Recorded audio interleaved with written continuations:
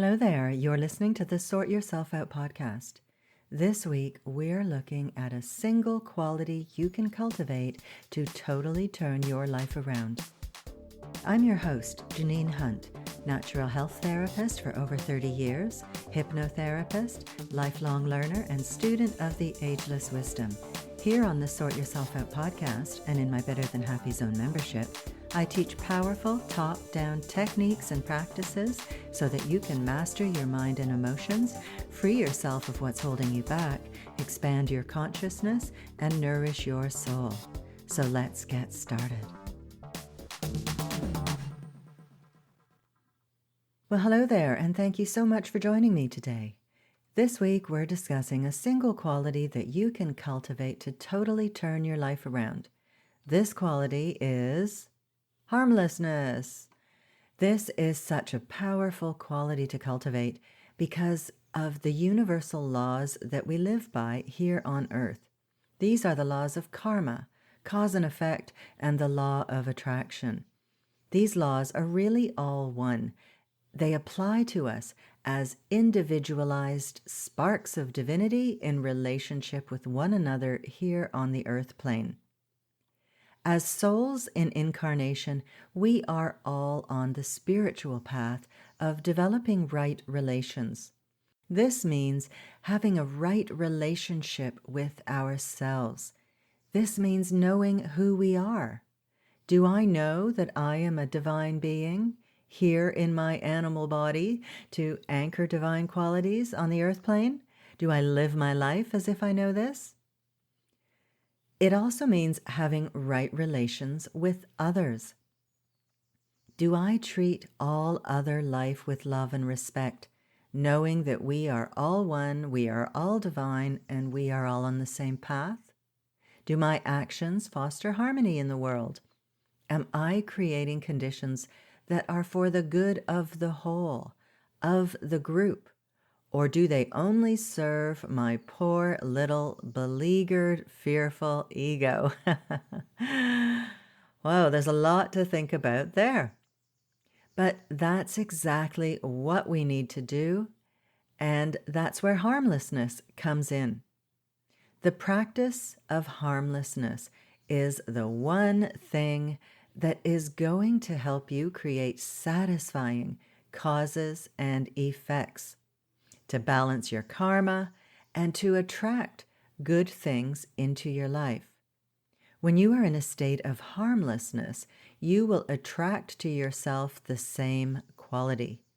We live in a vibrational world, a world of energies, and we attract to ourselves energies of a like quality to our own. So we don't want to be dwelling in the lower frequencies of fear and guilt and shame and hatred. Do we want to attract more of that stuff? No, we don't. So Bartholomew, a spiritual entity channeled by Mary Margaret Moore, said, "The desire to be harmless is absolutely necessary for traversing from your current state of awareness to a vaster one." When we practice harmlessness, we uplift our consciousness. We come into alignment with the divine principle of the oneness of all things. We leave behind the duality of the ego, the little self, and move from selfishness to selflessness, which will always work out as the greater good. So let's just look at what harmlessness is. Here's a definition of harmlessness from the Ageless Wisdom. Harmlessness is an active, positive, dynamic quality, the will to bring good to others. It is achieved by watching every thought, word, and deed so that there is no possibility of injuring others. It means refusing to think ungenerously or to criticize. To be harmless means to have understanding and purity of motive. It makes for perfect relationships with others. So I was going back through some of my old books, and I came across this really interesting passage about harmlessness in a Bartholomew book called From the Heart of a Gentle Brother. and it powerfully illustrates the importance of motive. So in a seminar back in the 80s, someone asked Bartholomew about the spacecraft, the Challenger, which launched on 28th January 1986 and promptly exploded, killing 5 men and 2 women before the horrified view of millions of people who were watching worldwide on television. So the questioner wanted to know why. Why did this happen? What could be the purpose of this sort of thing? So Bartholomew first explains that as humans, we have a viewpoint that is limited by our physical and mental bodies, and also that we tend to take things personally. We view things in a linear way, like cause and effect, and we don't understand that on the larger scale, things are not linear, like creation, for example, which is an explosive process. And that happenings such as the destruction of the Challenger are too large in scope to fit into the confines of the mind. I'm going to read you an excerpt now as he elaborates with some really fascinating info that relates to harmlessness and motives, macrocosmic and microcosmic, and also illustrates that way in how our understanding of things is very limited. So Bartholomew says, let us expand our view around the Challenger by asking about the motive behind the action. When the motive is clear and true, you can rest assured that the results will not be harmful. So before we go any further, we have to ask what the motive of the United States was in going out into space. Did those who made the decision feel it was an important and necessary scientific and medical action? Did they want to capture the attention of the world to appear more powerful than another nation, the Soviet Union perhaps? So which motive was the greater one? One wonderful thing about the entire space program is the symbolic statement it makes about what mankind wants to do. Mankind desires to reach those deep parts of itself and wants to move out and become vaster. What is also necessary is to realize that the outward journey toward vastness needs to be balanced by an inward journey toward vastness. Space is an outward and visible hope of what you are looking for. But in the end, that which is within you has to be looked at. The world, as it is presented to you today, is filled with needs, with longings, with desperate calls for help. Any of these calls for help could have been answered by an incredibly powerful nation that said, we will do whatever we can here first on this planet, which is our home, and when our home is in perfect harmony, beauty, and wonder, then we will go out into the rest of the world and past the world to see what we can learn from there. You all know that there were many warning signals sent about the January launch. The intuition of the people in charge said that it should not go, and they knew it. The signs were there, clearly and powerfully. But because of pressures, the scope of which are hard to understand, they overrode their intuitive responses and let the Challenger go. The lesson on the Earth plane is very simple. If you do not listen to your own intuitive promptings, you too will launch things that will work against you. Your intuition leads you truly, but what happens is that you override it. You override it when you want to please other people or when you wish to appear more powerful than others.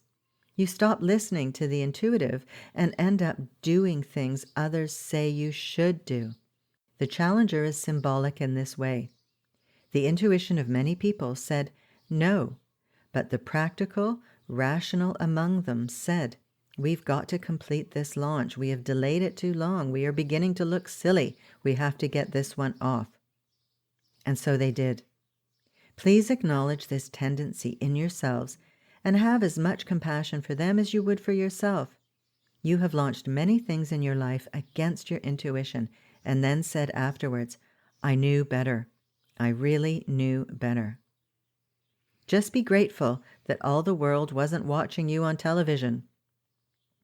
So events moved forward on the earth plane. You were ready to move out, and this launching was supposed to be one of the first steps towards establishing a pattern to move into and eventually live in outer space. But as I have told you before, no one is going to completely leave the sphere of this planet until there is harmlessness in their going. This is because right now there is a degree of egotistic interest inherent in the actions of the people who are in charge of these missions. They do not understand the basic problems that could occur were you to begin moving this kind of energy farther and farther out into those areas of space.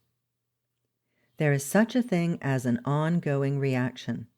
Let us suppose that you had established a colony out there, and one day something goes wrong and the colony is destroyed.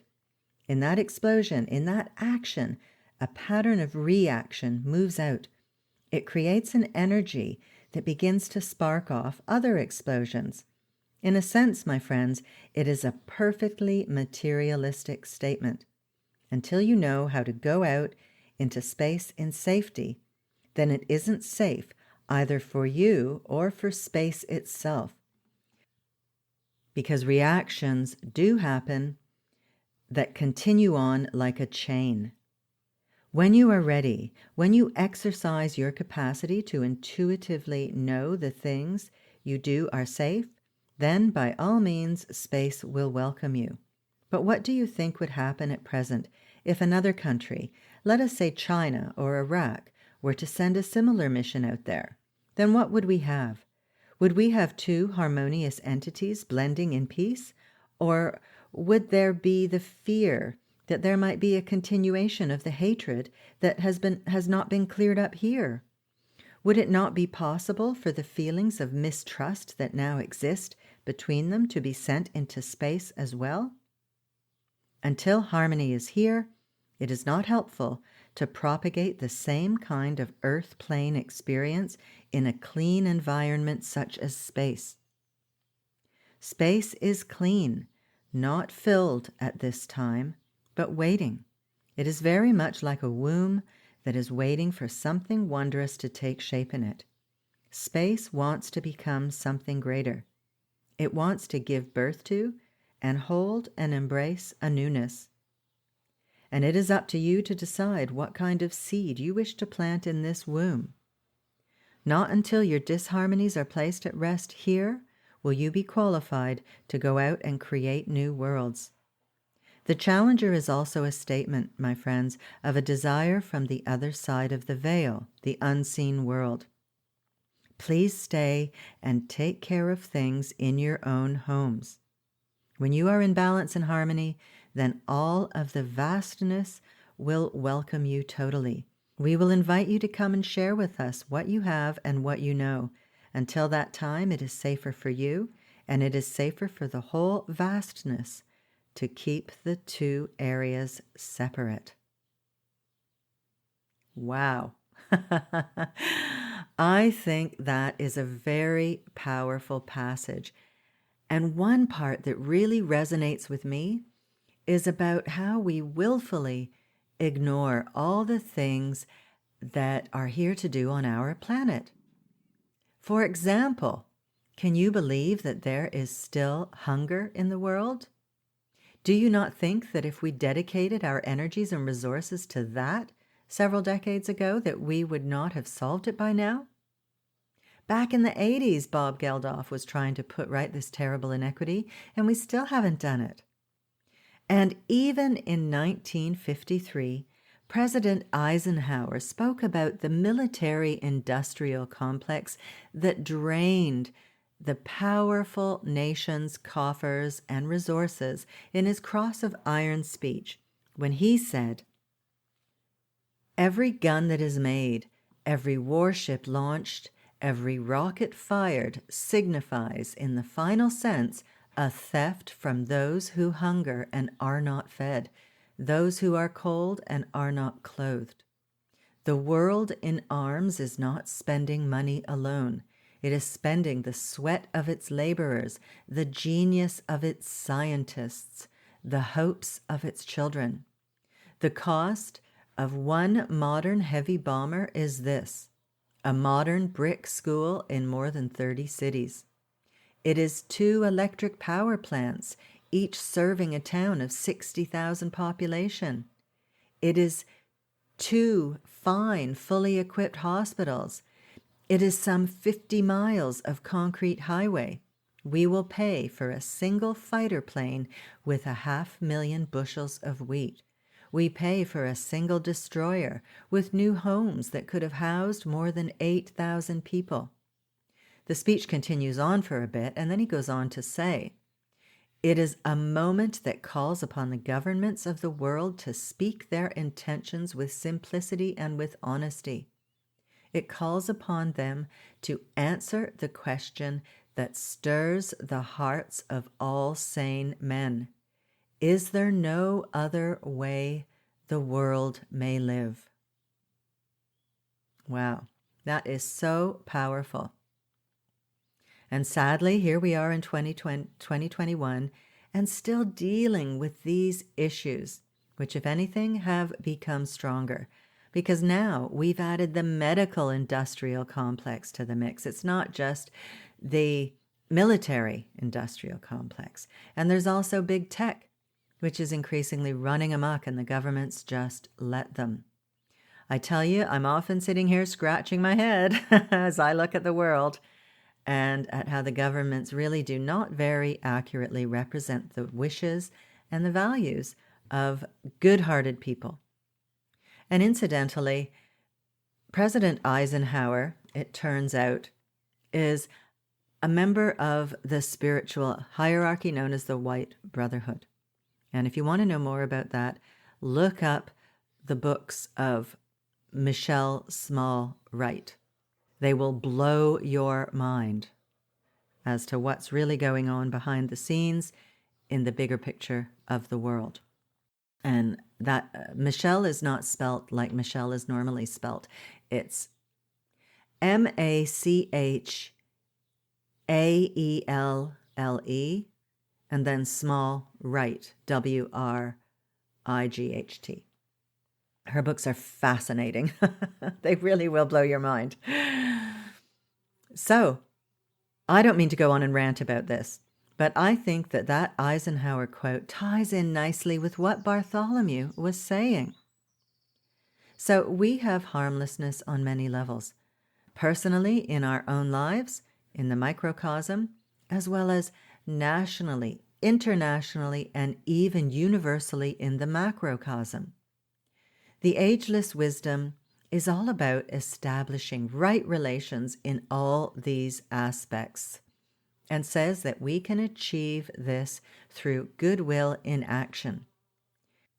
In Problems of Humanity by Alice Bailey, the Tibetan tells us that through the new technique of trained, imaginative, creative, and practical goodwill, one person sincerely practicing goodwill in a family can completely change its attitudes.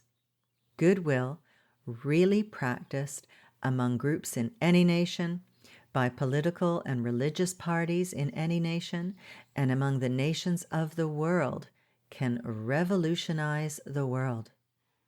So goodwill is about harmlessness, having the right motives, and serving the greater good, not our selfish desires. Now, I'm sorry if you're hearing things going on in the background here, like sheep and chickens. I've got my windows open. It's getting hot here.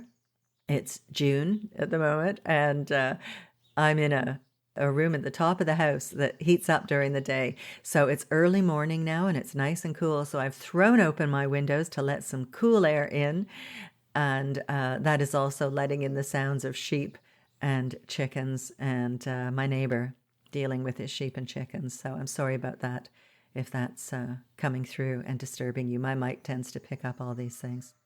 There he goes. Ah. Okay, so back to harmlessness. So goodwill is about harmlessness and having the right motives and serving the greater good, not our selfish desires. Okay, so let's look at some ways that you can practice harmlessness. These are some instructions from the Tibetan on how to practice harmlessness. Do you hear that? The sheep's telling you.